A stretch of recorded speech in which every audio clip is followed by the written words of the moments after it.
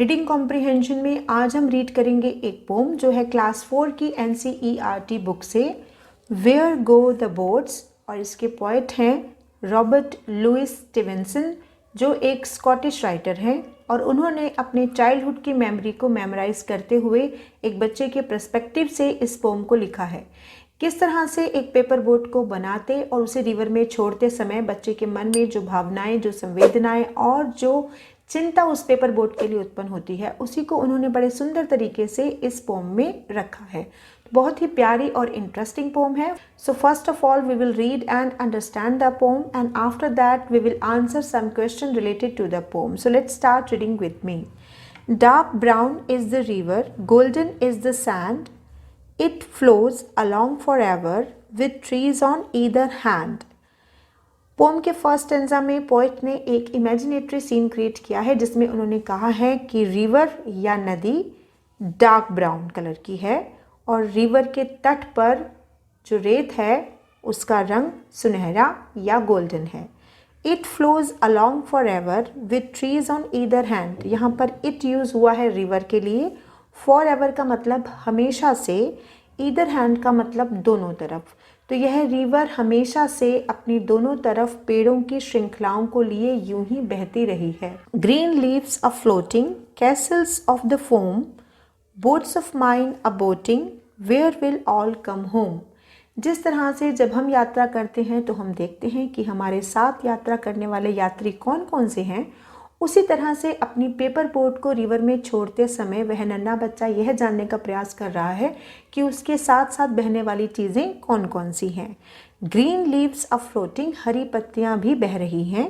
Castle's of the foam, foam का मतलब झाग और कैसल का मतलब राजा का महल। जब रिवर ऊंचे पहाड़ों से नीचे की तरफ गिरती है तो उसके पानी में झाग सी बन जाती है। वह झाग से बनी हुई आकृतियाँ बच्चे को राजा के महल की तरह लग रही हैं। तो वह कह रहे हैं कि झाग से बने हुए राजा के महल भी बह रहे हैं। Boats of mine are boating, और मेरी बोट भी बह रही है। Where will all come home, लेकिन तभी उन्हें इस बात की चिंता होने लगती है कि यह सभी चीज़ें, ग्रीन लीव्स, कैसल और मेरी बोट्स, ये सभी चीज़ें अपने होम यानी कि अपने गंतव्य या अपनी डेस्टिनेशन तक कब पहुँचेंगी। पोम के थर्ड स्टैंजा में पोएट रिवर के रास्ते या मार्ग के बारे में अंदाज़ा लगाने का प्रयास कर रहे हैं कि यह रिवर किन किन चीज़ों को पार करती हुई जाएगी। On goes the river and out pass the mill, away down the valley, away down the हिल। तो वह कहते हैं कि यह रिवर मिल को पार करती हुई निकलेगी। मिल मतलब एक बड़ी बिल्डिंग जिसमें कारखाना लगा हो, उसे कहते हैं मिल। तो यह रिवर मिल को पार करती हुई बहेगी। अवे डाउन द वैली, और यह वैली से होती हुई निकलेगी। वैली का मतलब होता है जब दो माउंटेन के बीच में एक प्लेन एरिया होता है जिसमें आबादी बसी होती है, उसको हम कहते हैं वैली। तो यह रिवर वैली से होती हुई बहेगी। अवे डाउन द हिल, और साथ ही यह पहाड़ों से होती हुई भी निकलेगी। Away down the river 100 miles or more, other little children shall bring my boats ashore। तभी वो रिवर की डिस्टेंस के बारे में अंदाज़ा लगाने का प्रयास करते हैं। डिस्टेंस का अंदाज़ा वो इसलिए लगाना चाह रहे हैं कि वो यह जानना चाह रहे हैं कि उनकी बोट ने कितना डिस्टेंस कवर किया होगा। तो उन्हें लगता है कि यह रिवर लगभग 100 माइल्स, 100 मील या उससे भी लंबी होगी। लेकिन तभी उन्हें लगता है कि शायद कुछ बच्चे जो नदी के किनारे खेल रहे होंगे, शैल ब्रिंग माई बोट अशोर, हो सकता है वो मेरी बोट को अशोर मतलब किनारे तक, नदी के तट तक ले आएं। अशोर मतलब किनारा, नदी का तट। तो हो सकता है वह बच्चे मेरे बोट को किनारे तक ले आएं। After reading the poem we will answer some question related to the poem. Choose the correct answer. In the first stanza, where is the boat? First stanza के according, boat कहाँ पर है? It is floating to the trees. It is floating to the sand.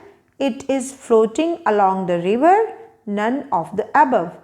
तो इसका answer होगा option C, because the boat is floating along the river.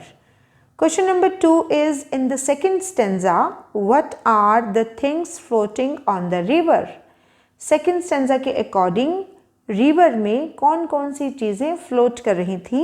Green leaves, foam, boats, all of the above. So you have to choose option D because river में green leaves, foam और boats ये सभी चीज़ें float कर रही थी। Question number 3 is in the third stanza which places does the river pass by? According to third stanza river कहाँ कहाँ से होकर बही? तो इसके ऑप्शन है valley, mill, hill, all of the above. So आप चूज करेंगे ऑप्शन डी क्योंकि रिवर वैली, मिल और हिल इन सभी को पास करती हुई इन सभी से होकर बही। So question number 4 is how long is the river?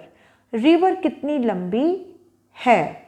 तो option A is 1 mile, B is more than 100 mile, C is too long and option D is it is not known.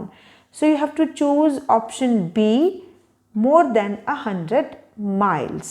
Question number 5 is who will bring the boats ashore? Question number 5 में पूछा गया है कि boat को ashore मतलब किनारे तक कौन लेके आया होगा? So option A is the poet, option B is other little children, option C is the river and D is the tree. So our answer is other little children will bring the boats ashore. चलिए question number B की तरफ बढ़ते हैं। Right the words from the pome which rhyme with these words. यहाँ पर हमें कुछ words दिए हुए हैं, ये वर्ड्स भी पोएम में से हैं और हमें यहाँ पर इनसे रिलेटेड राइमिंग वर्ड्स लिखने हैं। ऐसे वर्ड लिखने हैं जिनकी सेम राइम बनती हो, जिनकी सेम तुक बनती हो।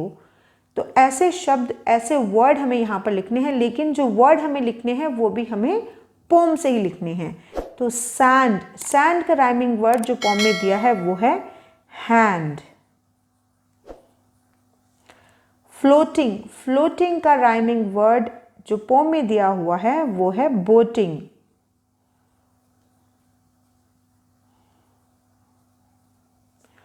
फोम, फोम का राइमिंग वर्ड होगा होम। मिल, और मिल का राइमिंग वर्ड पोम में दिया है हिल। क्वेश्चन नंबर सी के लिए pick out 2 adjectives from the poem. आपको 2 एडजेक्टिव्स, एडजेक्टिव्स का मतलब डिस्क्राइबिंग वर्ड, आपको पोम में से कोई भी 2 एडजेक्टिव चूज करके यहाँ पर लिखने हैं या 2 डिस्क्राइबिंग वर्ड्स चूज करके यहाँ पर लिखने हैं। तो मैंने जो डिस्क्राइबिंग वर्ड चूज किए हैं वो है डार्क ब्राउन,